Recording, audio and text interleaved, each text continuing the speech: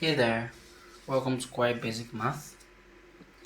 In the previous video, although short, we were able to look at numbers in a very basic way, just small numbers, large numbers, but now we are going to fully talk about numbers, and then we'll be looking at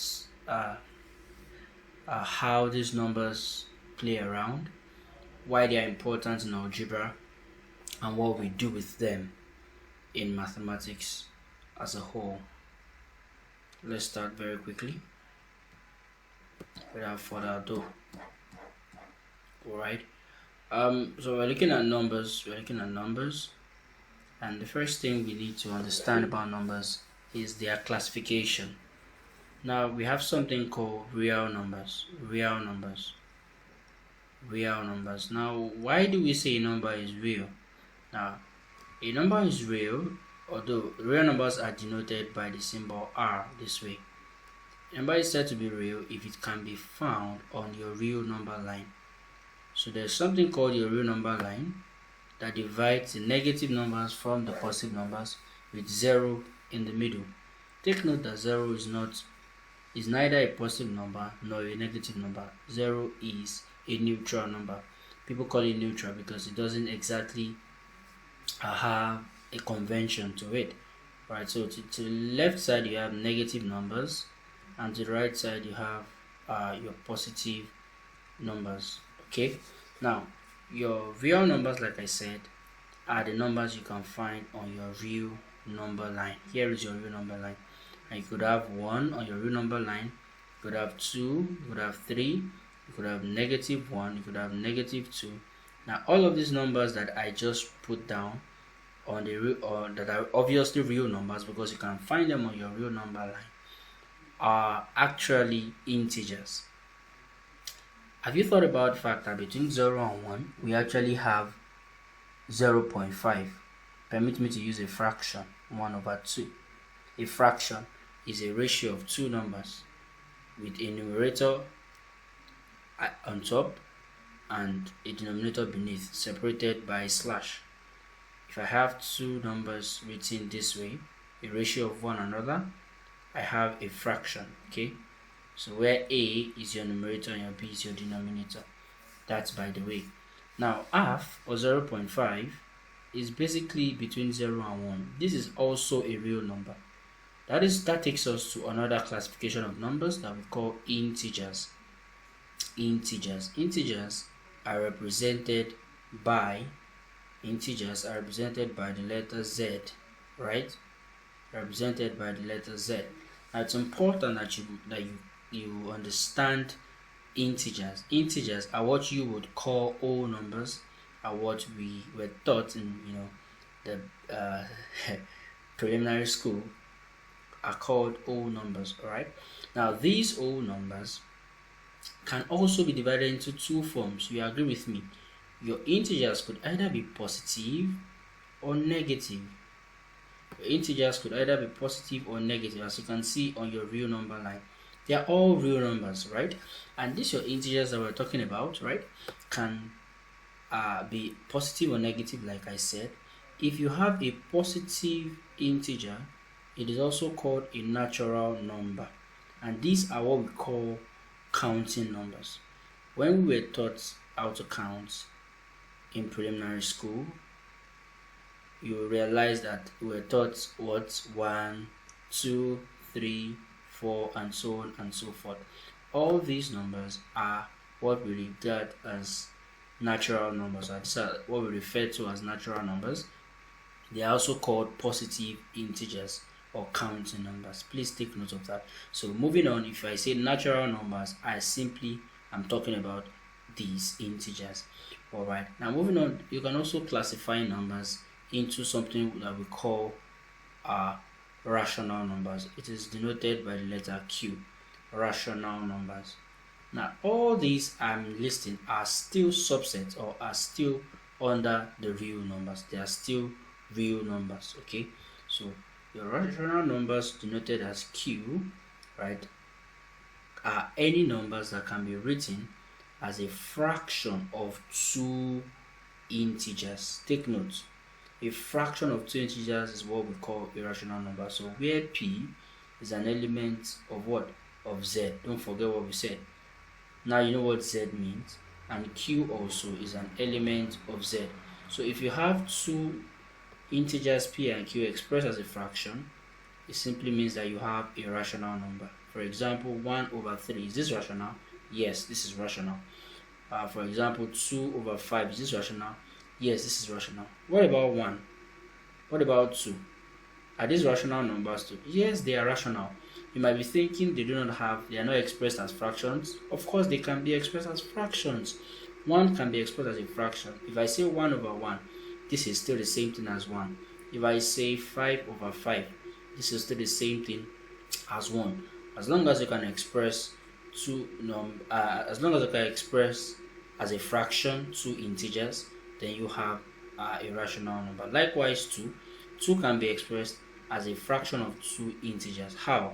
If I say 4 over 2, this is the same thing as 2. If I say 10 over 5, this is the same thing as 2. All these are representations of rational numbers. I hope we're learning. Okay, moving on now.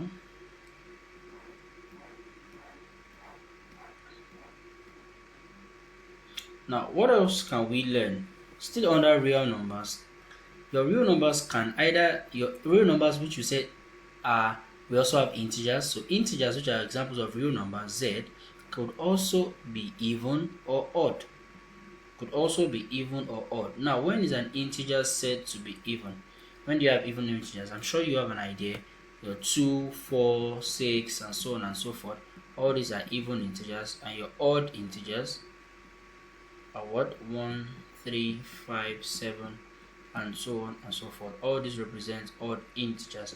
Okay, now one important thing you must notice that your odd or even integers can your odd integers can actually be written as 2n plus 1, alright? Where n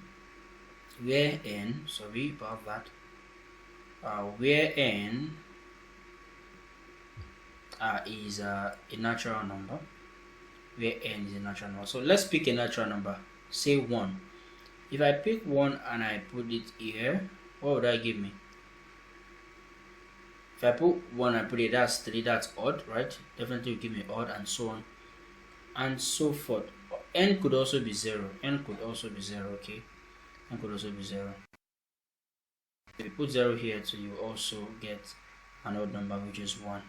Okay, this is by and by. I hope we're learning. What else do we need to know about real numbers? Also, you must know. Let's quickly talk about complex numbers.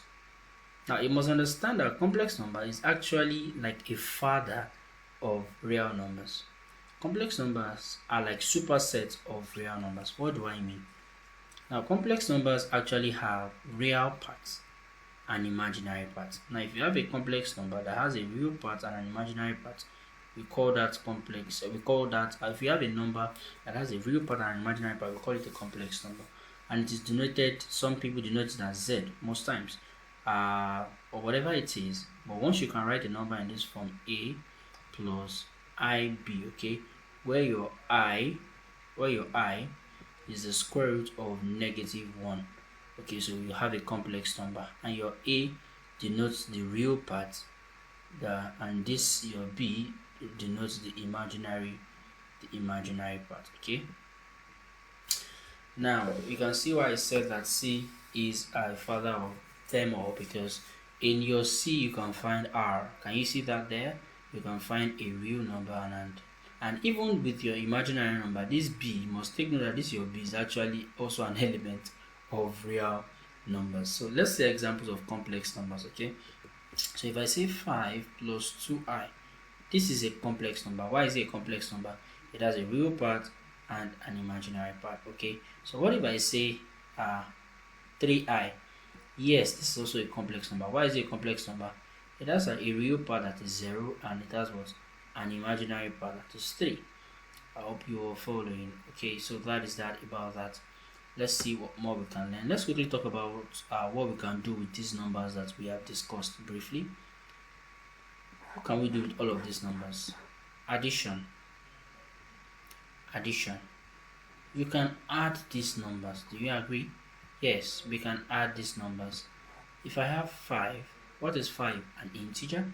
If I add it to 2, alright, what would I have? I have 7. You can add these numbers, you can subtract them, and so on and so forth. Okay. Let's have two integers a and b.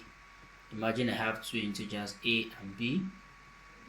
Please take note of the fact that your e here represents an element of something, meaning that you can find it in something. Alright, very soon when we move on, we'll talk about sets, so you understand some of these notations. Sorry, we are starting this way. Okay, so a and b are elements of z. So if we have two numbers are elements of z, you must understand that these following properties of addition hold. These properties of addition hold. Properties of addition. Properties of addition. Okay. One is commutativity. Right, commutativity. Now, what does this mean? Two integers a and b are said to be commutative if I add them in this order, and then I flip the order of addition. What I mean is, if I have a plus b or b plus a, either way it comes, if it gives me the same thing, we say that a and b are commutative. 2, associative.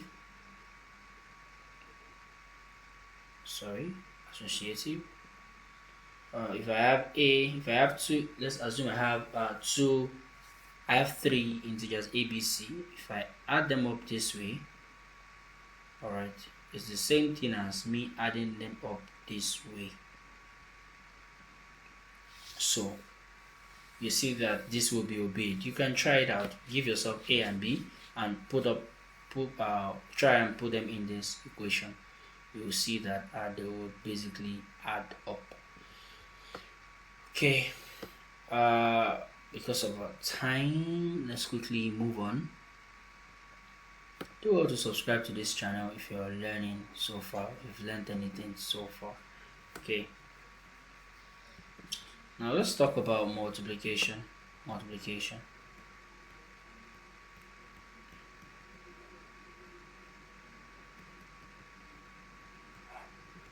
Now, there are two cogent laws of multiplication that we can find also there.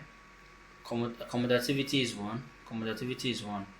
If I have two integers a and b and I multiply them, just like in addition, ab is the same thing as ba. Alright, it's important that we take note of that. The multiplication, it's a commutative operator. If you have two integers multiplying, it's the same thing as flipping the order of multiplication.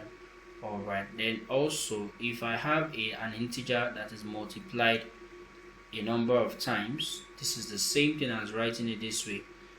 The same integer is multiplied the number of times that it is multiplied. Okay, in this case I multiplied a 3 times, so this is the same thing as a cube. Now imagine that I multiplied a n times. If I multiply a n times, okay, say a1, a2, a3, alright, and this is a raised to power n, where your n here represents your index or your exponent, okay, and your a here represents your base. So what you have here connotes the same thing as multiplying a n times. So if I say 2 raised to power 2, what I simply mean is multiplying 2 twice, so which is gonna give us 4. I hope we're learning. So algebra uses all of these laws, and they come to play heavily by the time we start doing things that are much more technical than this. Alright, and these all together, these are referred to as indices. Okay, so if I have a, there's some laws of indices you should know. If I have a raised to power m times, let's imagine we have the same base and different powers. This will give us a raised power m plus n. Okay, take note.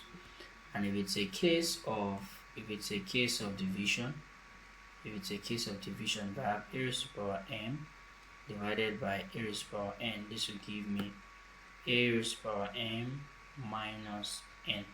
Take note, these are basic laws of indices. Alright, I hope you're learning numbers. There's a lot to learn about numbers, but by and by we'll be making references to these numbers that we're talking about. Now, moving on, there's something you need to know about multiplication. If I have a negative integer or a negative real number, it doesn't have to be an integer now, and I multiply it, let's assume I have two numbers, okay, two real numbers. If I multiply a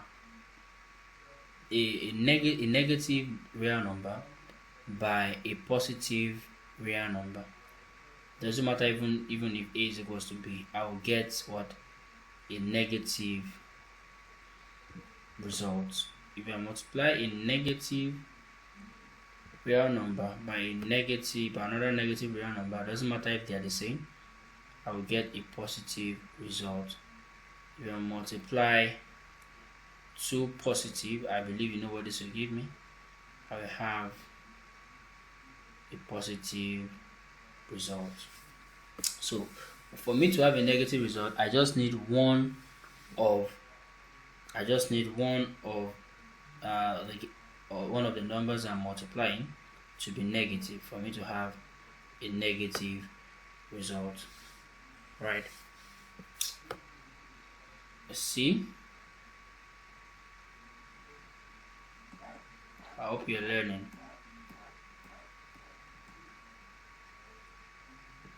Now let's solve some questions, or let's solve some expressions now, because you must actually know there's a difference between expressions and equations. If I refer to an expression, okay, an expression is simply a mathematical it is basically a mathematical function of variables,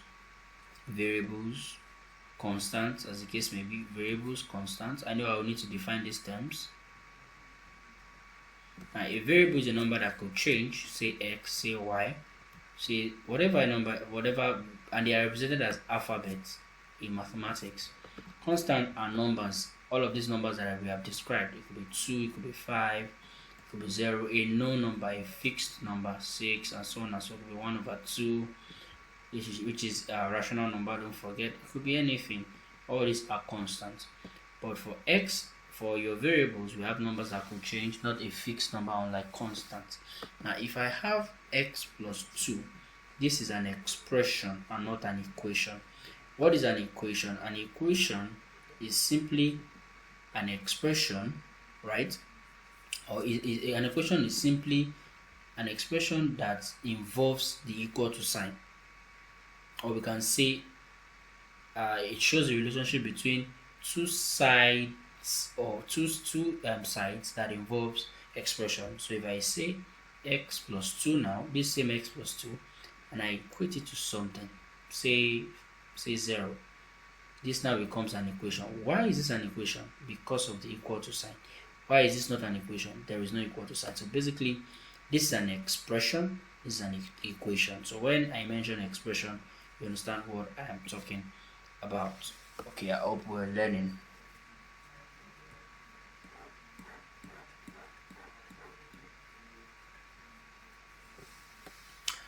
Moving on.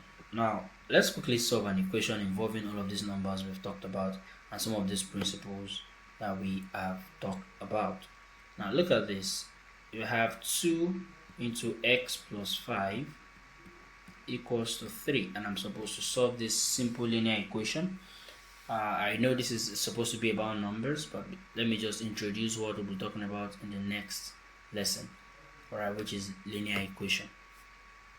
To solve this, what you need to do simply is to you could solve it in different forms, but in different ways. I mean, one of the easiest ways to do this is to first expand what you have in this bracket using the multiplicative rule. for me to open this bracket, 2 has to multiply both x and 5. So I have 2x plus 2 times 5, 2 times x plus 2 times 5 equals to 3. And this is 2x plus 10 equals to 3. And this is 2x equals to 3 minus 10. Oh, what happened there? We subtracted 10 from both sides, okay? Some people say you took 10 to the other side. You actually subtract 10 from both sides. So you have 2x to be equals to negative 7. And your x now becomes negative 7 over 2. So the solution to this linear equation is just one. You will have just one solution because it's a linear equation. I mean, the degree of x here is 1. We'll get there soon. So we have your solution to be negative 7 over 2. So from what we have learned so far today, we've learned so far in this module, x is an element of real number. Is that true? Yes. X is an element of integers. Is that true? No, it's not an element. It's not an element. X is an element of complex number. Is that true? No, it's not an element. X is an element of natural numbers. Is that true? No, it's not. Natural numbers are strictly positive integers. X is an element of